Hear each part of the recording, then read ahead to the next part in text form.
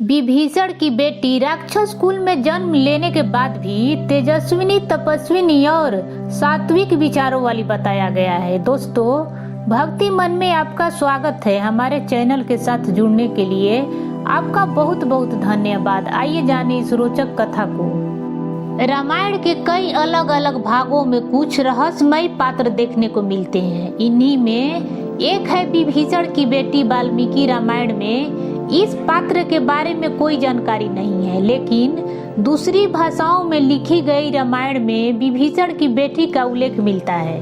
विभीषण की बेटी तेजस्विनी, तपस्विनी और राक्षस कुल में जन्म लेने के बाद भी सात्विक आचारों विचारों वाली थी। साथ ही इस बात का भी वर्णन मिलता है कि रावण जो किसी से नहीं डरता था, वह विभीषण के बेटी से डरता था।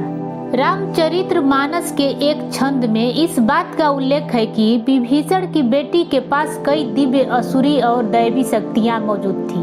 उसके पास भविष्य बताने का शक्ति भी था। वह जो बोलती थी वह सत्य हो जाता था। उसने पहले ही भविष्यवाणी कर दी थी। विभीषण की बेटी और कोई नहीं बल्कि त्रिजटा थी। रामचरितमानस में त्रिजटा नामक राक्षसी को विभीषण की बेटी बताया गया है। यह वही त्रिजटा है जिसने अशोक वाटिका में माँ सीता के अन्य राक्षसियों से रक्षा की थी।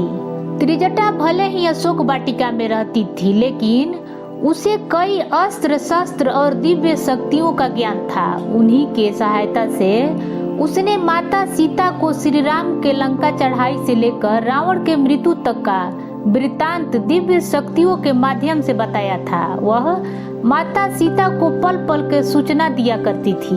मान्यता यह है कि त्रिजटा की शक्तियों के बारे में रावण को पता था और वो ये भी जानता था कि त्रिजटा दिखने में जितनी सामान्य है उतनी वह शक्तिशाली है और उसके मुख से निकला हुआ हर एक शब्द सही साबित होता था। त्रिजटा भगवान विष्णु के भक्त भी थी। इस बात का भी रावण को पता था, इसलिए वह उससे डरता था।